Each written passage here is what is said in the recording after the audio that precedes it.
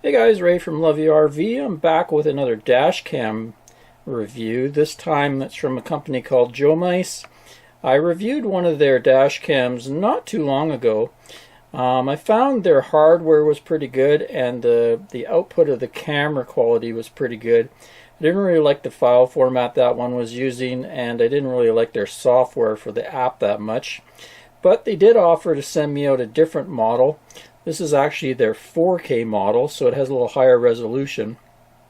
Also a little different, it has this mounting system where it uses magnets to mount onto the windshield, which is kind of nice if you want to remove your dash cam or switch it to different vehicles, whatever. Also it has a second camera that you can, it's a wired camera that you can put, say, out the back window or maybe back on the outside by the license plate or something, and use it as a backup camera. So you have a little bit of options there. Same deal with the power. It has a single cable and a micro USB here. And how does it stick on? Well, it has a very high bond tape that comes with it, and then it has these sticky static window screens, so you paste that to the window and then you stick this high bond tape to that, which I kind of really prefer suction cups myself, but a lot of them seem to be going this way these days. So anyway, I thought I'd set it up in the vehicle and we'll take a look at it, kind of go through the features here. It does have a big screen on the back with some settings, and it also can hook through an app, so you can look at it through the Wi-Fi. So maybe let's go install it in the truck here. Okay, so I've mounted the Jomise dash cam on my window using that plastic piece and then the sticky 3M tape. Like I said in the other video, I really don't like that system very much, as it makes it really difficult to move it from vehicle to vehicle, or say it heats up in the sun and falls off or something, it's a big pain to put it all back on there. I kind of really like the suction cup thing like my Acaso has. Anyway, I've got it set up on there, and then I ran the cord along and down underneath, and I got it plugged into the cigarette lighter there. Also, I have the other cord. So the rear camera is a wired cord, so you plug it in there. Then I've just tucked it behind the headliner along the back there, and I mounted the little camera on the back window there. It's the same deal. You got to use the sticky cellophane paper and then the 3M tape to mount it there. And it has a bit of adjustment to it as well, so you can adjust the view up or down. Give you kind of a closer look here. See if the camera can shows on the display what you're looking at. There we go. Here's the back view. You can have both picture in picture, either way, or just the front view. So what I'm going to do now is take it for some test drives, get some test footage at different resolutions, and then we'll kind of have a look at it and see what it looks like. And I'll also go through the features and the Wi-Fi app as well. Give you a look at the screen here and the different settings you can do through it. You can see there's a lot of information on the screen, and that shows you what's turned on and off as far as the features. The power button here turns recording on and off, and there's a button right here to bring up menus. I bring up that menu there, you can see there's resolution, and the power button acts as an enter button, and I can go through and change various things. There's loop recording, wide dynamic range, the G-force sensor, parking guard, exposure. Gesture photo is you can wave your hand underneath it and it will take a still photo. Motion detect, I guess that's if someone's in front of your car, it will record. And then you can record audio as well, and then a date stamp. Let's do that again. I also have to kind of press this quickly and I can get into another menu, and then I have Wi-Fi on or off, date and time, clock format. Auto power off gives you different times until it will power itself off. if the power has been taken off of the unit itself, so you turn the car off. Auto screen off, that's when you're driving along, how long the screen will stay on. The beep sound is quite annoying, so that's one of the first things I turned off. Let's let you hear that. Yeah, I don't really like that beep sound, especially in the car, so that's one of the first things I turned off on this thing. Language, lots of different languages to choose from. GPS on or off. The GPS is actually built into this mount up here. Speed warning, so when you press that, you can set it to different speeds, and it'll, I guess it beeps when you go faster than that speed using the GPS functionality. Time zone, speed limit, different miles or kilometers. Frequency, that's just the display frequency. Format the card, default setting, and the version. So we'll just go off that. Now if I press and hold this button, I go into a different thing, and this is the photo mode. So in this you can use the power button to take a picture, or you can use this button like it was before and get into all different features. So you got capture mode, different timers, oops, and the picture resolution, sequence quality of the picture, sharpness, white balance, color, ISO, exposure, anti-shake, quick review. So quite a few features in there. And then there's one more screen. If I hold it again, I go into the playback screen, so I can play back different videos that I've taken.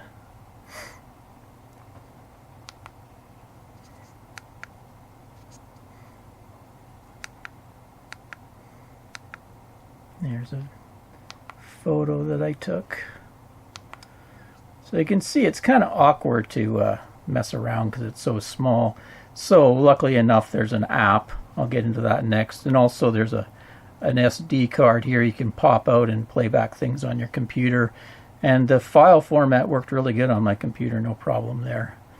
So maybe let's go back and we'll take a look at the app. So I'll turn the Wi-Fi on. Just get out of this mode.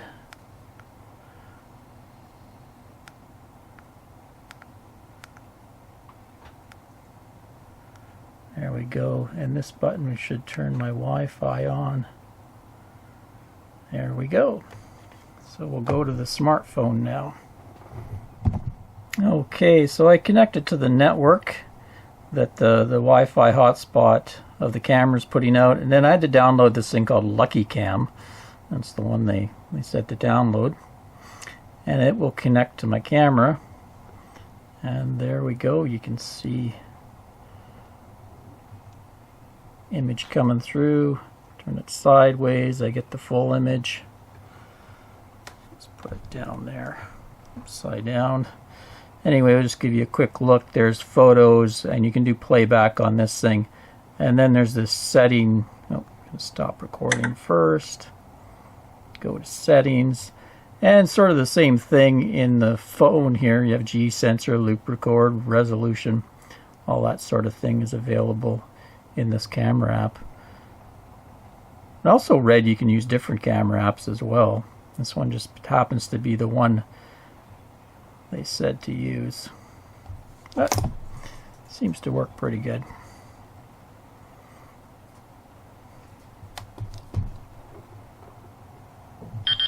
And they also included this manual.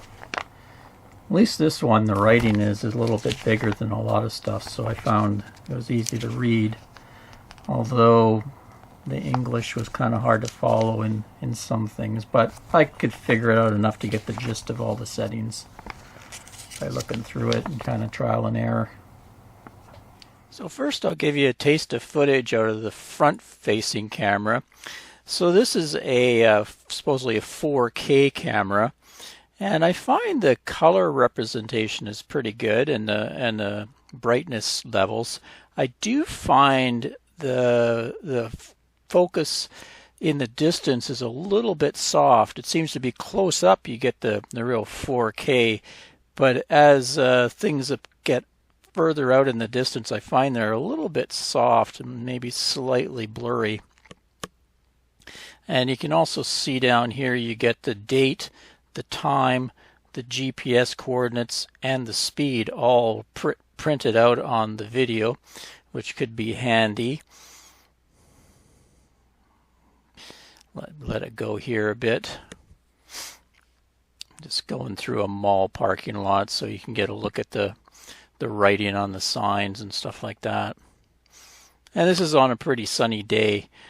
I'll give you some footage later that I'm showing the sound capabilities of it, and you'll notice on the cloudier day it's a little bit even softer. Okay, so let's go and I'll show you the same footage but from the rear camera.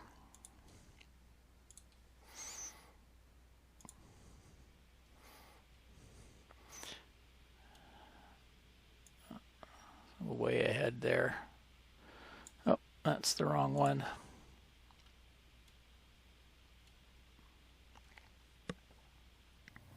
Okay, so you can see me walking out of the store there, and right away you'll notice the rear camera is much brighter but less color, so it's not as good a camera that way. But then on the flip side, things appear much sharper in the distance there.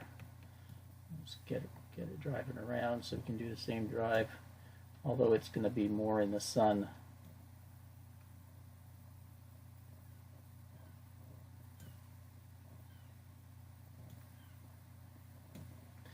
But not too bad, and you can see there's my hitch right there and showing all my bed because it's a wide angle lens.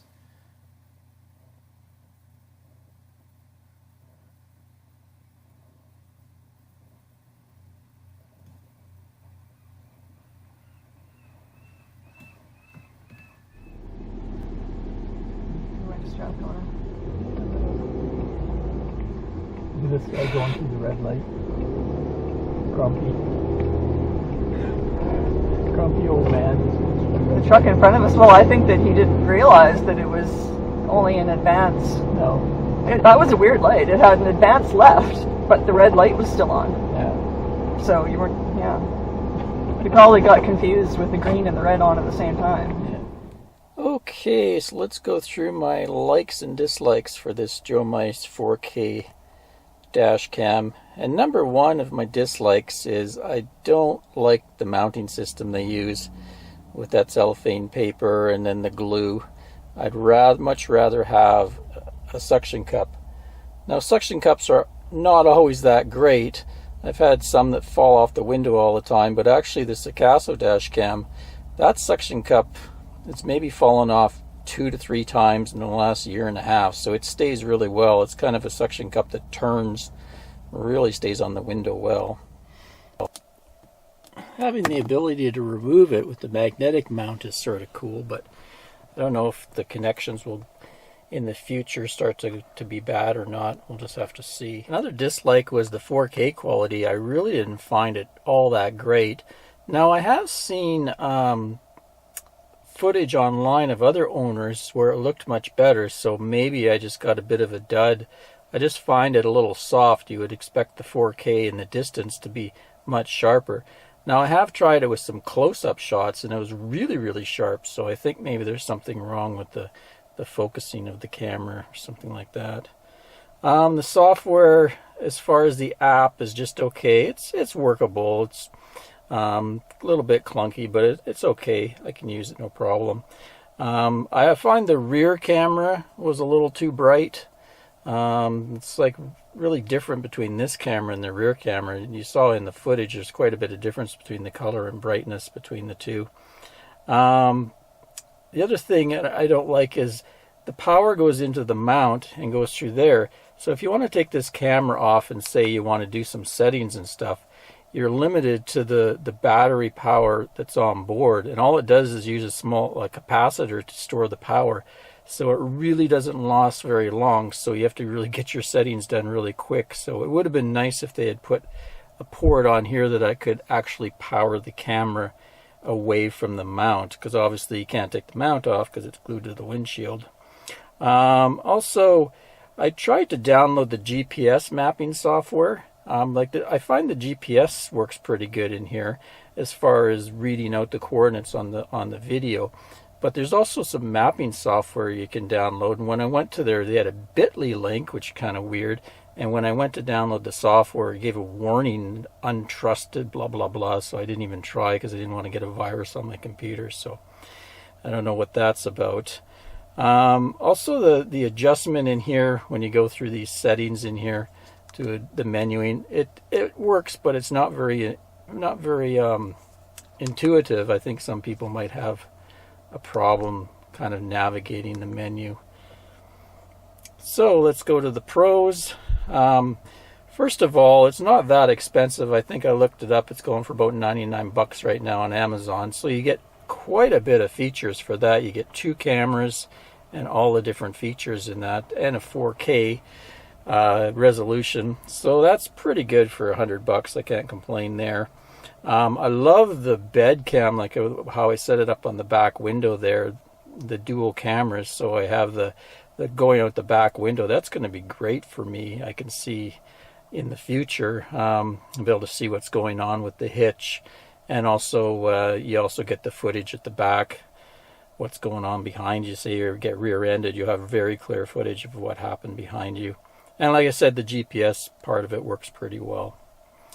But I do have one cool thing I'm going to try with it, and I'll just show you that. So using the rear camera on my phone, I'm going to be able to use it to line up my hitch. You can see the hitch right there.